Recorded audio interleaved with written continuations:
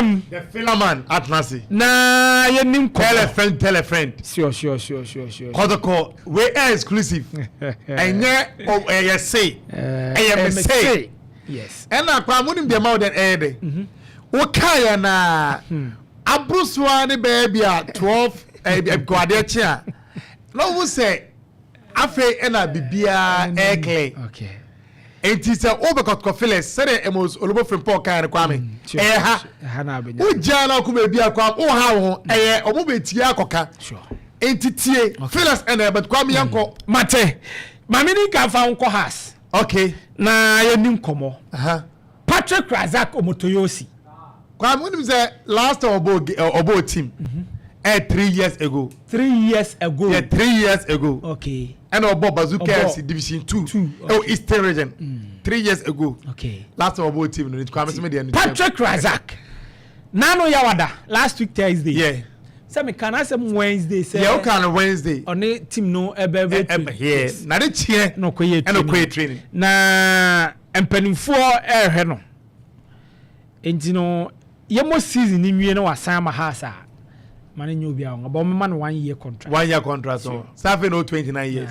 1 year no there man. Man say yahu tamakulu doctor. Okay. Board member. Okay. It was supported in pay for any be and a shame say a brand we be that.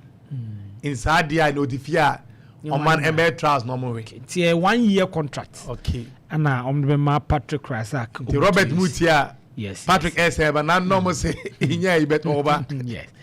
Krabia Santi Koroko. Metema. Koroko defenders honye. Okay. Samba O'Neil. Gilbani. Joseph Ablo. Henry Kwame Ansu. Fantastic. Patrick Esiedu. Super. Lord Amwa. Akwanimbo. Michael Sefa. Utility. Adrian Adjetey.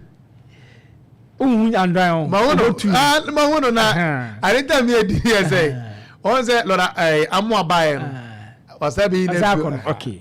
And Emmanuel Korte. Yeah, Korte so enya ECL no buy. Ntino Samba O'Neil, Joseph Ablo, Henry Ansu, Patrick Esiedu, Lord Amwa, Michael Sefa, Adrian Adjetey, and Emmanuel Korte. Yeah. We na Krobia San Koroko defenders. Yeah. Na season ni ria. Pen komo aye di no. Okay. Se bibia ansesa Adrian Adjetey onto aso makotoko. Onto aso. We air from the Okodena Enum. Yes. Into Utia Fasaris etu indieno. Our 2 games to prove empenimfo. 2 games. Akwam 2 games obeye bia body. Or 2 games to prove. Na Lord amu Enti Adrian Adjetey. Bibia nsa na season. Onto aso makotoko. Exclusive. Bismarck mami picture no. Mami ko brekum. Ene da bay. Ene benada. Ene meda. Tuesday. Ene kobna for eda. Wednesday, Thursday, Friday, Saturday. Okay. We land ana. Nyame adom a. Ochina nya captain na screen is we. Nyame adom a ochina Kotoko secretariat. Okay. Unim Zakaria Fuseini. Ya the captain brekum Chelsea. Week way na ochiwe ya ewu mi nko na wie no. No e Kotoko player. Wow. That's a wasan. Okwa me years nana. Ode kan kakra bi. Ode du microphone kan kakra bi monti. Enti Zakaria Fuseini. Eba. Wa ba wie nyese wo ba. Ah okay. Zak akwaba atana. Enti nyame adom a Friday. Yeah. Le dia ni bia. Obe sign contract no. Friday. Yes. Enti obese hu na ko secretariat. Kotoko secretariat. Ko no go to no na o sign contract. Zakaria Fuseini. Na ni ntwa for enti from Kwame. Na ochi nko na wie no e Kotoko. We so nya ye say ni bio. We am say. Enti no From Zakaria Eagles old mouth. Or say 27 years. Yeah. Na obenya 32 years na obokotoko. And to our pa adian kan years into our 27 plus send be ma 32 years. Ebia ye mass Zakaria Fuseini na ochi nko na wie no. Experience to be pa. E dey makoto. We experience pa. Sure. Zakaria Fuseini. Hey, you challenge Ablone ayi Samba O'Neal. Ntina me hwe che Samba O'Neal Ablo Henry Ansu. And to be crowned on to the Michael Sifanso Sebo. Ba ko am temeti ni contract e ma no koye no. Kwesi Asante. Kwesi Asante. Anti ono di no krade en fam want you there. Eri dia o. Kai be yasemu be be. Entino Zakaria Fuseini. Okay. Yes, by close of this week. Let's hear Friday. Yes. Let's Obesan. Enra player back from Bekum Chelsea. E Kotoko Secretariat. Okay. Na okoye no mpanifo ne na kasa player no hu pre ne so obesan makotoko no ho pre gidigidi ne hu pre ne gidigidi so African club century na won say na oye central midfielder obekum Chelsea yes I want to go didi ho pa o players e free Bekum Chelsea abakotoko Henry Kwame Ansu nansia de ekra Henry Kwame Ansu Patrick Asiedu Lord Amoa and Zakaria Fuseini ba be ka ho na ayefo Hubert Jawu eno na Kotoko Secretariat on do bedroom po inti meeting ne koso na technical meeting ne koso no na ono nso ne meeting ba akofoforo so koso kwa manage how recruitment air koso was we ententema yes ya vele season be end there be aka one game got go evi na Hubert Jawu no usua uza coach Zito Penkrankra yeah Intini Hubert Jawu no or just 20 years. That means no crass or Bobby yeah on. Or Bobbe Unyabe 5 bikane 20 no cry come and need budget pa Hubert Jawu. Because recently players got say on 2 years. Abros were 3 years. Ni bamba 1 year na nko ya. Intino following year na say obey free agent. Yes, Hubert Jawu. And so by Friday na say and also Kotoko player is officially pan hunt Opemsuo. Fantastic. Mami konso atreman. And also obi na Kwame said in the obo na watch him. Kotoko wingers. I o sisi ano ye nan. Ogabasi. Ye wo Elvis Chebafo. Ye wo Fernando Basi. Ogabasi. Ye wo Peter Amidu Akwa. And ye wo Saka Dauda. Yeah. Coach Karim Zito. Abo edin wei ere a championing for se e kwan bi on befa so on benya player no o fa kwan so o mo fa so na edin no na ya otimi boni yi Benjamin Chivanyo. Yes, Benjamin Chivanyo. Yes, so the former under 17 captain at age 15 no Ghana Premier League sure. And now we coach or player so madokuru no penalty pa Benjamin Chivanyo. So yes. Go school Kumasia.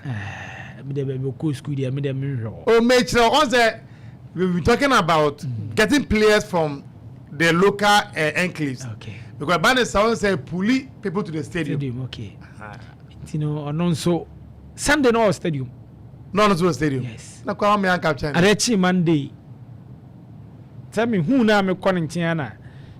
Tim phone back hey nkona nkutwa picture hey men nkutwa akra picture oh sen career fanya you name ka ene kera ke bia ya mount o screen ni agent no ene kodo company fu abehia okay na nzo omo hwe abroche deal bi di ama akra no yes abroche fu ha adwen enji se abroche deal no amemu a Benjamin Chivanyo kwa wada mo mpacho abroche Rwanda na se Tanzania dabi o kwa Ethiopia pankasa ko Ethiopia Rwanda dia nko iyo pankasa no oko tino ndeye ono so ebeba na waba abehwem ede ama Kotoko player ba ko a ene me di ne ho nkomo no still na me twen say we confirmation yes Dreams FC captain Joseph Eso yes formerly of House of Folk yes Joseph Eso project na coach Kamzito person ye next see madin gaga cho say Kamzito beto aso yeah but on say and then so me tie ni interview no we take that right time ya we end yeah just camouflage to next signs no we coach na dey okay perfect and they are kwana kan be buza say as a signs ni na coach anyone Ndi. I mean, my guys all confirm me on the kind of we are Utia, where they see the camera coach. Tino, Joseph Eso, play about console. I don't know dino nipa na afa dina ma me Fama so tata ne se me on fa na Inti Joseph Eso to Kotoko and with the wire na ye on the within be 10 minutes what the players be almost a do and on send that to Genti I think that 10 no cry na more chances na mo kakra yes yes na Samson Eduku Isaac Minta Frederick Kasare Emmanuel Entry Michael Che Jamina omunya new contract na Michael Che Jamina contract be expire 30th June you say worry 30th June I worry Frederick Kasare dey be expire 30th June and also there account roughly 27 days aside dey no emu ayedin say oberu new ni mu ayedin Michael Che Jamina enye likely so beto aso amakoto next season kono oba any chance wanya bi enye likely say obeto aso onko ebia nidi ni Kotoko mu on say Omar Sadiq mo ne keke mo free Kotoko for mo nti ebia on there at the outside enkomo amadi no me di twatwo okay Samson Eduku Isaac Minta combine 0 goals omantimi yeah combine 0 goals for 0 goals for Kotoko omantimi amo mo homoden next season players me ni omonto asoma Kotoko and for them I think they got to support as example like omo enya omo ya pi be Emmanuel Entry dey na Kwame dem nya ya Entry dey no coach ni so ontina yeah Kwame good news coach Kaim Zito asi Emmanuel Entry entina Kwame ye man na Entry no enso any coach sia no Entry ni person o che say okay metina na menya playing time there be Kwame fight for akoye me tina menya playing time okay me so me penny we fight for there be person me automatic say sana stage na Kwame run the Messi because I'm 50 am automatic e mo dem nti so oji hudi a prove it but ba say no start yes and I do we be am for no call bench to us prove it but next season youth team no Solomon Samo Jordan Amitsamo and Abdul Isaka yes ombeba senior team ni yeah Kwame because they want more ben pick the experience air build it from the experience that the first team they won so it will help the team going forward we ne kakra I'm going kakra obi nya ya obey story for be 1 month